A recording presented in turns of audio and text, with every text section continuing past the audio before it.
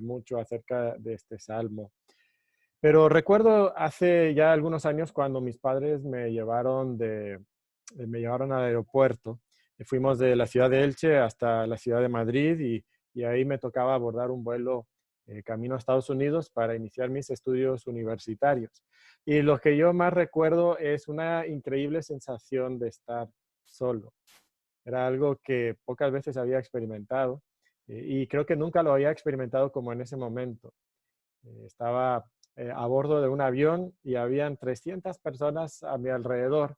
Y aunque no estaba físicamente solo, sí me sentía emocionalmente solo, porque no conocía a nadie. Mi hermano y mi tía estaban esperando para recogerme en la ciudad de Greenville cuando llegáramos hasta allá.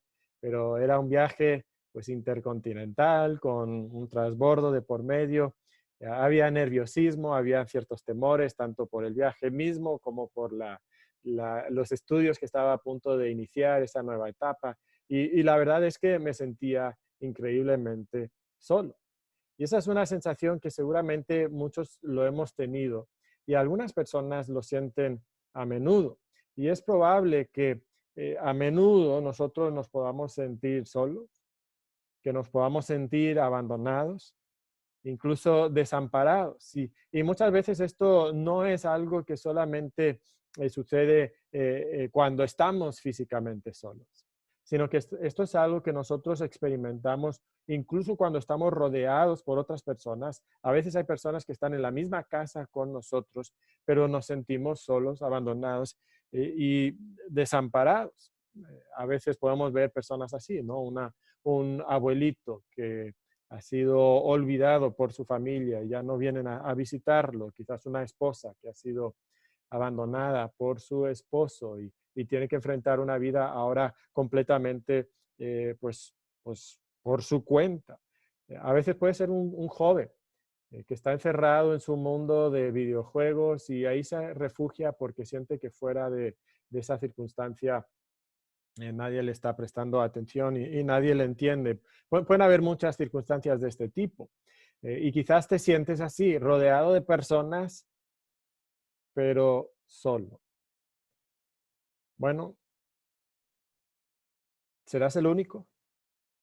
A veces estando así pensamos que todos los demás tienen sus amigos, tienen sus sonrisas, tienen sus páginas de Facebook, tienen su Instagram y parece que todos los demás están viviendo la vida soñada y nosotros somos los únicos que experimentamos esta situación. Pero no es verdad. Cuando llegamos al Salmo 22, lo que nosotros podemos observar es que el pueblo de Dios siempre ha experimentado esto. Es una situación normal. Es algo que frecuentemente un hijo de Dios puede experimentar. Y hay veces cuando él siente que no puede seguir, hay veces cuando siente que no quiere seguir, pero esto es más o menos normal. Estamos aquí en el Salmo 22. El Salmo 22 es un salmo de David. No sabemos exactamente las situaciones que él estaba pasando. Podemos imaginarnos algunas de ellas, quizás cuando estaba siendo perseguido por el rey Saúl, quizás cuando su hijo Absalón le había traicionado. No sabemos exactamente, pero podemos ver cómo él de forma poética, él describe algunas de las emociones que él estaba pasando y describe las situaciones también que él estaba viviendo. Eh, si miramos este salmo, vamos a decir, bueno, pero es que en la vida de David nunca pasó esto, nunca experimentó esto otro. Y es verdad, recuerden que esto es poesía, pero el punto es que cualquiera de nosotros puede experimentar estas emociones y esta situación también. Y él inicia entonces en este salmo hablándonos de lo que él estaba sintiendo y lo que podemos observar es que en David había un debate interno. Y vamos a ver que hay tres elementos de este debate. Él tiene ciertas cosas que sabe, y luego tiene ciertas cosas que él contrasta con su situación y lo que él sabe teológicamente, bíblicamente, parece que contrasta con la situación que él está viviendo y luego también con lo que él siente a raíz de las situaciones y circunstancias que él está pasando.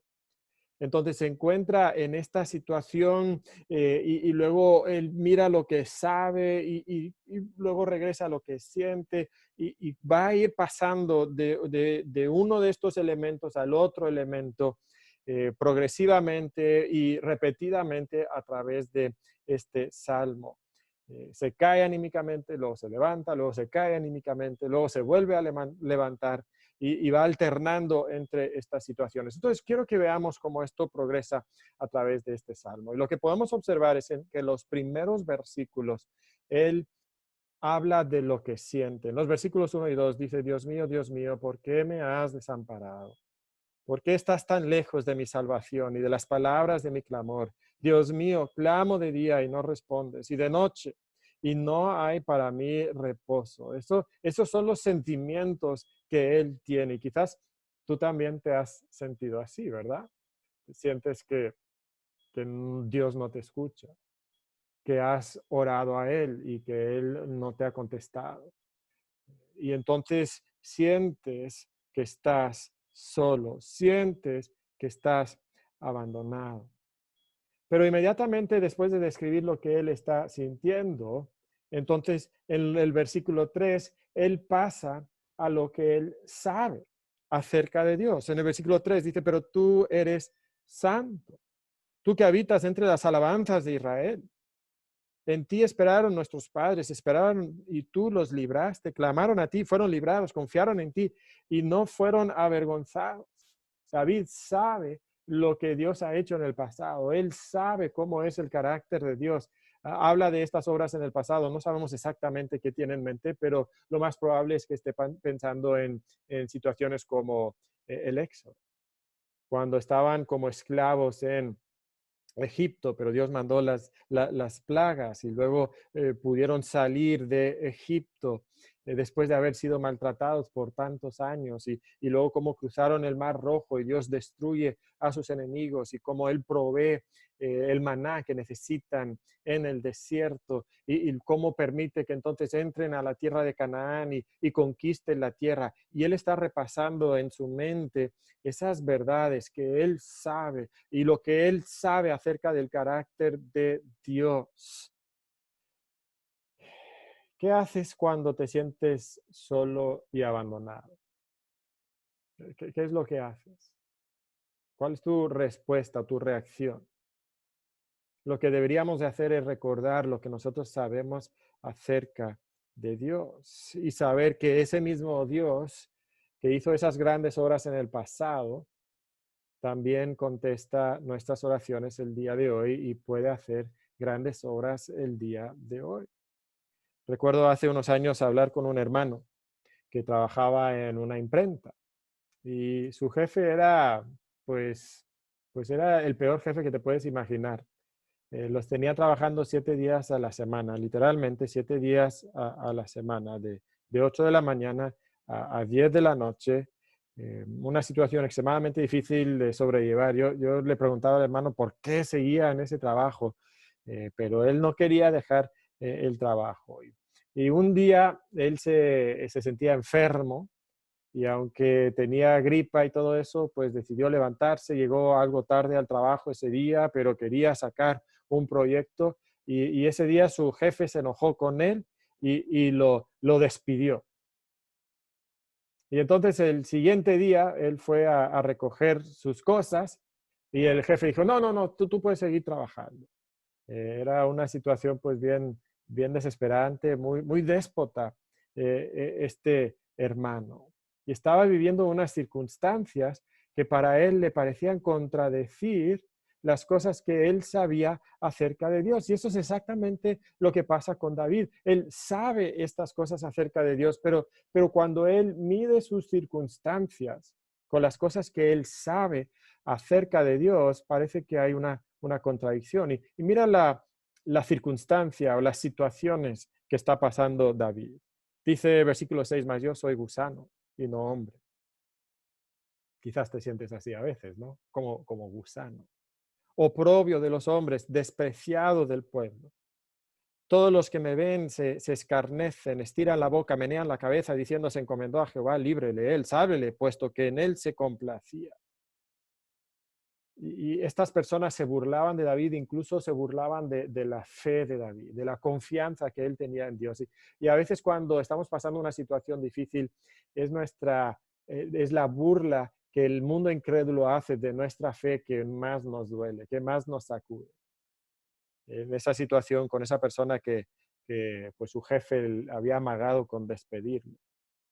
Cuando hizo ese amago de despedirle, fue detrás de él y le estaba hostigando e insultando. ¿Y ahora qué vas a hacer? ¿Y qué va a pasar con tu familia? Y entonces el hermano le dijo, mira, que él no estaba preocupado, porque Dios cuidaría de él y de su familia. Y en esa circunstancia su jefe le dijo que Dios aquí no entra. Dios no tiene nada que ver con esta situación. Y esas cosas nos duelen. Nos duelen cuando estamos pasando situaciones difíciles que parecen contradecir las promesas que encontramos en la palabra de Dios. Pero después de sentir ese desánimo al evaluar su situación, lo que David hace es regresar a lo que sabe. Versículo 9. Pero tú eres el que me sacó del vientre, el que me hizo estar confiado desde que estaba a los pechos de mi madre. Sobre ti fui echado desde antes de nacer, desde el vientre de mi madre. Tú eres mi Dios. Él sabe que Dios es Dios, el Dios que da la vida, el Dios que le ha cuidado desde que nació. Toda su vida él ha servido a este Dios y ha confiado en este Dios y este Dios ha sido fiel con él. Pero de nuevo regresa a pensar en su situación. Esa situación que es tan difícil, versículo 11, no te alejes de mí, porque la angustia está cerca. ¿La angustia qué angustia? Probablemente la de la muerte, porque no hay quien ayude. David siente que nadie le está echando la mano, no hay nadie para sacarle de su situación. Me han rodeado muchos toros, fuertes toros de Basán me han cercado. Basán era una región al norte de Israel que era muy conocido por tener mucho ganado y era ganado grande y era ganado fuerte y aquí entonces se siente rodeados que están todos los toros rodeándoles y le están apuntando sus cuernos y no tiene la posibilidad de escapar. Versículo 13, abrieron sobre mí su boca como león rapaz y rugiente. Esta es la desesperación de David, lo que él está sintiendo en este momento, rodeado de problemas, imposible de salir de sus problemas. Y entonces él piensa otra vez en sus sentimientos.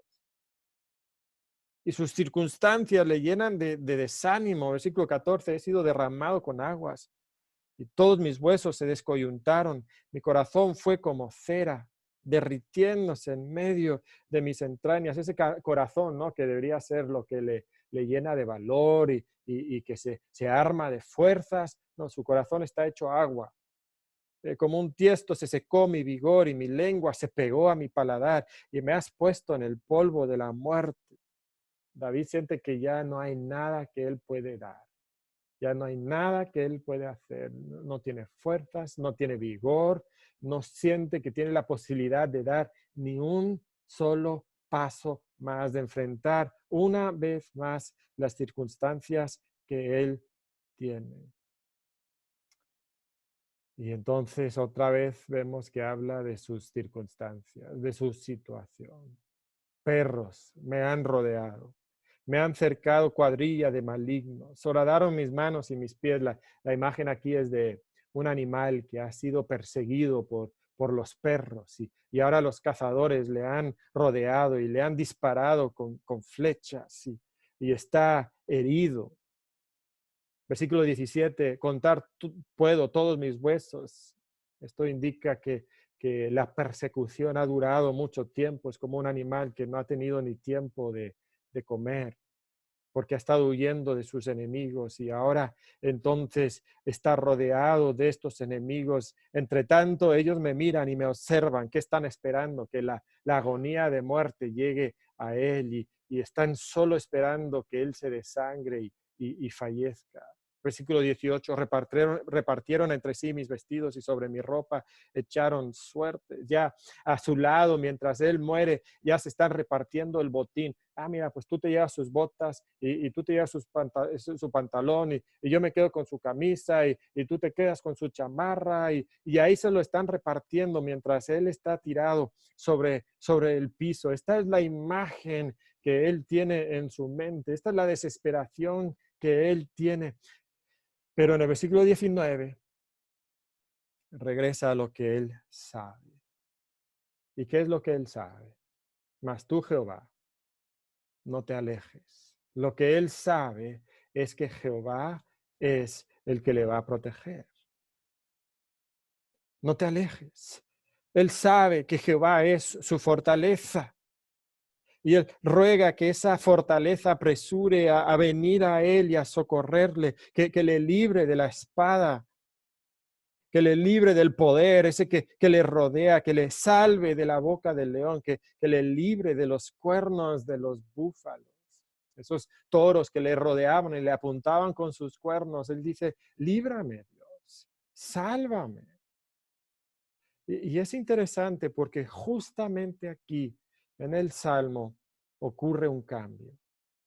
Estos primeros 21 versículos vemos este debate que viene en la vida de David, pero finalmente aquí lo que podemos ver es que hay un cambio y pasamos entonces de la desesperación y del debate interno y del desfallecimiento emocional y pasa a la alabanza.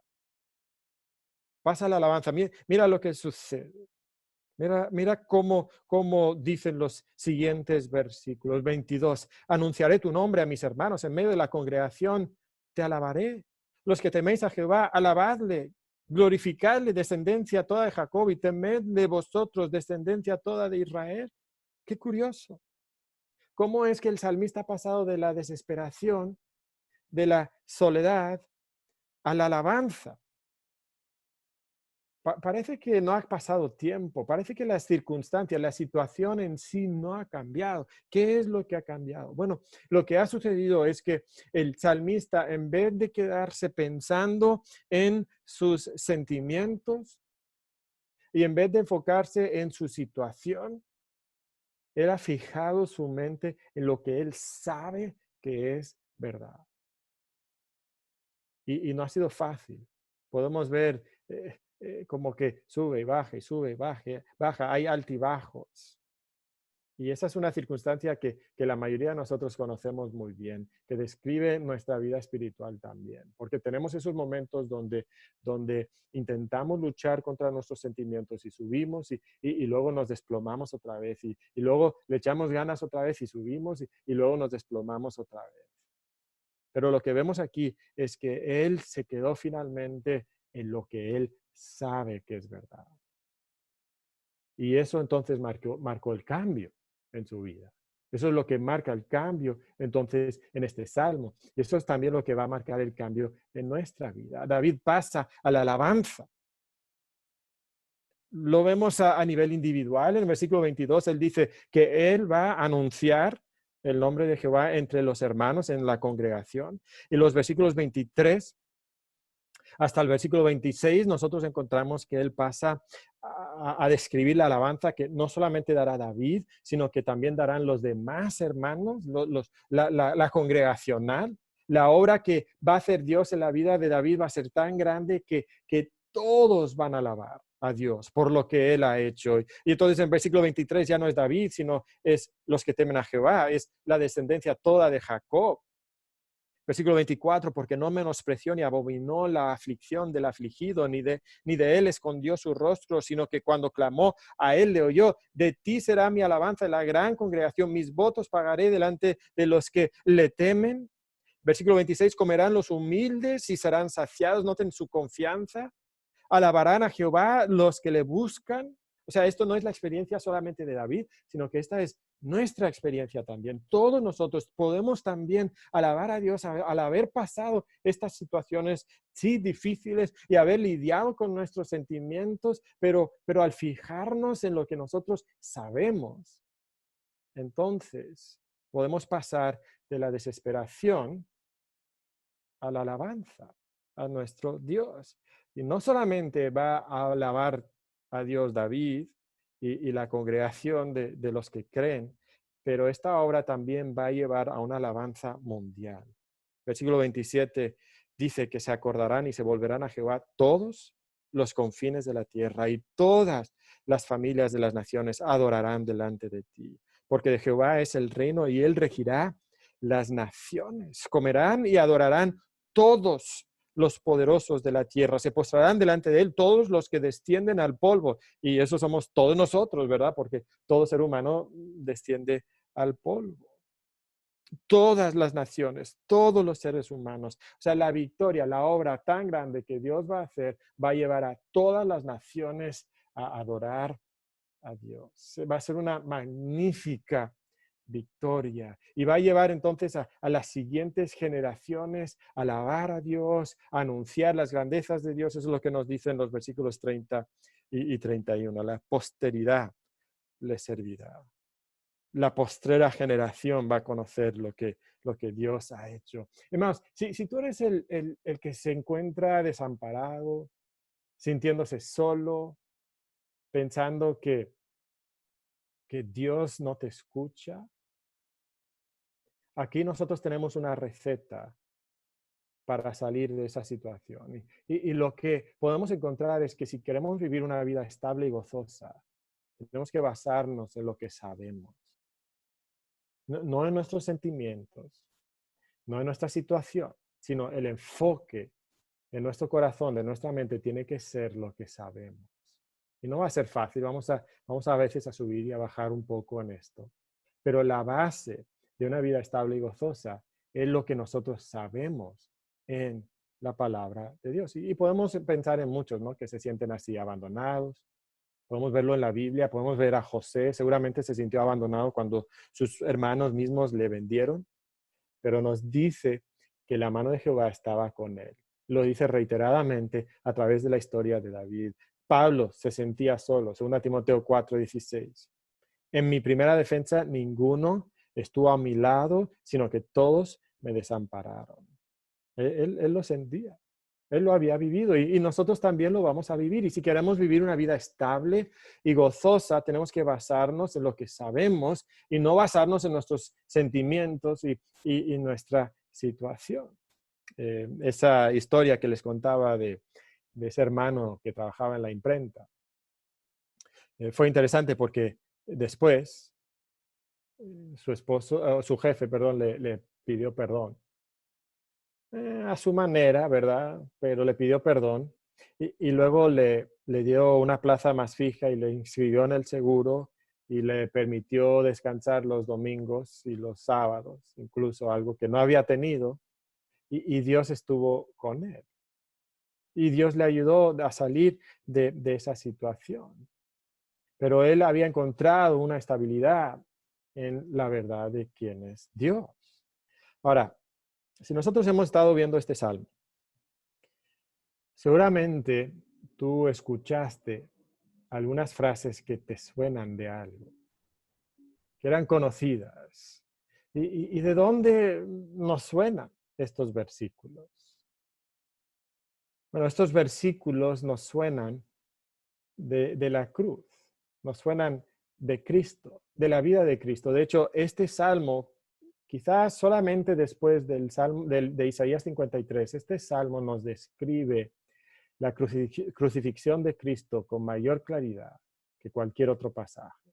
Hay por lo menos 10 u 11 profecías directas que se cumplen en el Gólgota, que salen del Salmo 22. Entonces, en la inspiración de Dios, David no solamente está describiendo su situación, sino que nos está describiendo también la situación que Jesucristo iba a vivir más adelante en la cruz de Cristo. Lo vemos en el versículo 1, ¿verdad? Quizás el versículo más conocido. Dios mío, ¿por qué me has desamparado?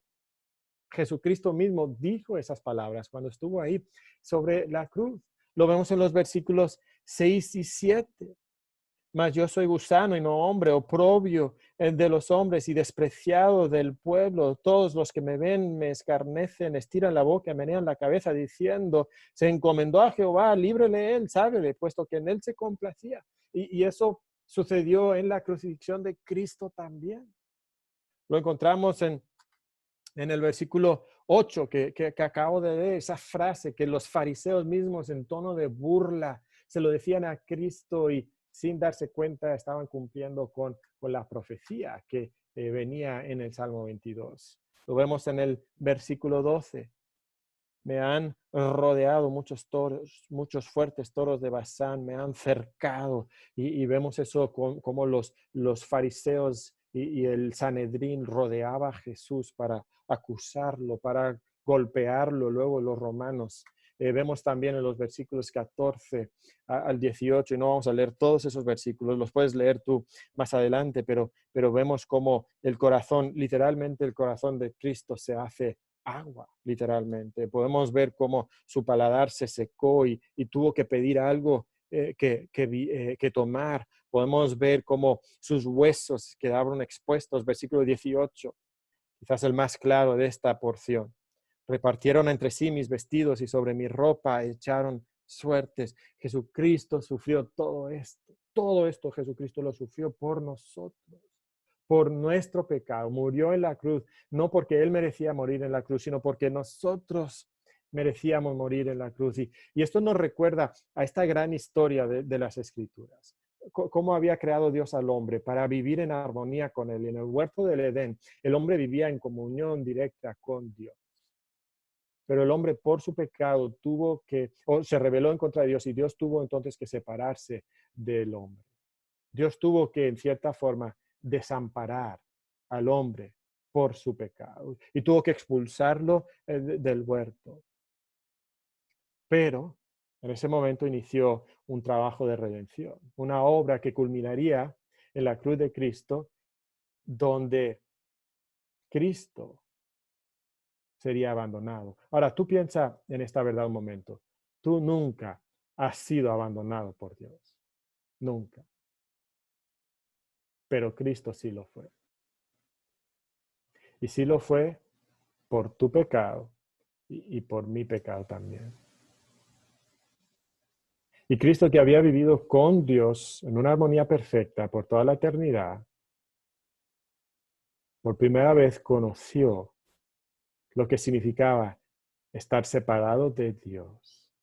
Y Él se convirtió en el huérfano divino. Él se convirtió en el primer hijo de Dios, en saber lo que significaba ser abandonado por Dios. Tú nunca has sido abandonado por Dios, pero Cristo sí lo fue. Pero el hecho de que Cristo abandonó o que Dios abandonó a Cristo sobre la cruz es la evidencia para nosotros que Dios nunca nos va a abandonar a nosotros. O sea, Dios lo abandonó a Él para que no tuviera que quedar separado de nosotros, para que no tuviera que dejar al hombre desamparado. Él abandonó a Cristo para que por medio de la muerte de Cristo y de la paga de Cristo por nuestros pecados, que nosotros ahora tuviéramos una relación con Él y que Él pudiera entonces decir que nunca nos va a dejar, que nunca nos va a desamparar, que no importa lo que viene a nuestra vida. Como leíamos en Romanos 8, la última vez que tuvimos culto todos juntos en la iglesia, que ni la muerte, ni la vida, ni lo alto, ni lo profundo, ni ninguna otra cosa creada nos puede separar del amor de Cristo. Esto es lo que Dios hizo por nosotros en la persona de Cristo, y Cristo fue abandonado, y eso es una evidencia de que nosotros nunca vamos a ser abandonados por Dios. Y lo que encontramos entonces es que Dios abandonó a Cristo para salvarte a ti. Y por eso tú sabes que Él nunca te va a abandonar. No importa las circunstancias que tú estás viviendo. No importa lo que tus sentimientos te dicen acerca de las situaciones que tú estás viviendo. Tú sabes algo. Y lo que tú sabes es que Dios abandonó a Cristo para salvarte a ti. Y entonces Dios nunca te abandonará a ti. Esa es nuestra gran verdad. Y eso significa que cuando nosotros tenemos los sentimientos de David, tenemos que basarnos en lo que sabemos. Esa es la base de una vida estable y gozosa. Cuando tú sientes que Dios te ha dejado, es una mentira. Cuando tus situaciones parecen contradecir las promesas de la palabra de Dios, bueno, dos cosas, quizás estás malentendiendo las promesas de la palabra de Dios y quizás simplemente tú estás mirando las situaciones desde una perspectiva humana y no estás entendiendo lo que Dios quiere para ti. Entonces, cuando tú sientes que Dios te ha abandonado y cuando tú miras tus situaciones tan difíciles y te llevan a cuestionar si Dios te escucha, si Dios ya no te ama, tú sabes algo. Y lo que tú sabes es que Cristo fue abandonado por Dios para que Dios nunca tuviera que abandonarte a ti, que confías en Cristo. Y entonces esa es la gran verdad para nosotros, de fijar nuestra mente en lo que sabemos. No importa tus circunstancias. Y sabes, nuestras situaciones en este mundo quebrantado van a ser difíciles. Pero los últimos versículos del Salmo nos prometen que un día Dios va a hacer algo que va a ser tan grande que todas las naciones y todas las personas van a estar adorando a Cristo porque Él va a ser el Rey que reina sobre todas las naciones. Y entonces hay una esperanza de que aunque este mundo está quebrantado y este mundo está destrozado, hay una esperanza de que Dios va a resolver todo por medio del reinado de Cristo. Y entonces sí, nuestras situaciones van a ser difíciles, nuestros sentimientos van a subir y bajar, pero hay algo que sabemos, y es que Cristo fue abandonado por Dios en el pasado para que Dios no tuviera que abandonarnos a nosotros. Y hay la esperanza de que un día Él va a solucionar todos los problemas de nuestro mundo. Y entonces así podemos nosotros tener estabilidad y gozo, aun cuando nuestras situaciones son un tanto difíciles. Hermano, algunos de nosotros estamos disfrutando de la cuarentena, de no tener que pasar tiempo con otras personas. Otros no lo disfrutan para nada, anhelan el contacto con otras personas. Algunas personas están pasando situaciones económicas muy difíciles. Su trabajo se está cayendo, no tienen los ingresos que tenían, pueden sentir desesperación, pueden preguntarse, pero Señor, ¿por qué permitirías esto? Algunos vienen ya de hace tiempo lidiando con situaciones emocionales o familiares o problemas de salud y tú no sabes cómo enfrentar estas situaciones. Y yo no te puedo cambiar tus situaciones, pero sí puedo animarte a cambiar tu enfoque. Y si quieres vivir una vida estable y gozosa, básate en lo que sabes, no en tus sentimientos y no en tu situación. Vamos a orar. Padre, te alabamos porque tú estuviste dispuesto a abandonar a tu propio Hijo para que no tuvieras que abandonarnos a nosotros. Y Padre, yo no sé cuáles son las situaciones de cada uno de mis hermanos.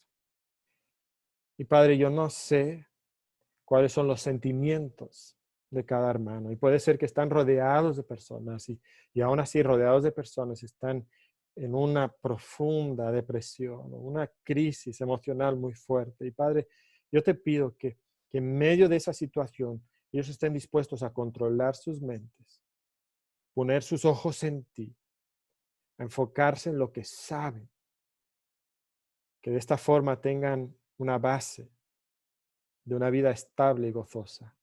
Y Padre, nuestras situaciones van a ser difíciles y por tanto añoramos el mundo que tú has prometido, el mundo perfecto que un día vendrá y lo esperamos con fe. Pedimos que tú obres por medio de nuestras circunstancias ahora para traer gloria a tu nombre en nuestra vida, Señor. Ayúdanos a no mirar a nuestros sentimientos ni a nuestra situación, sino a mirar a lo que sabemos que es verdad. En nombre de Cristo pedimos esto. Amén.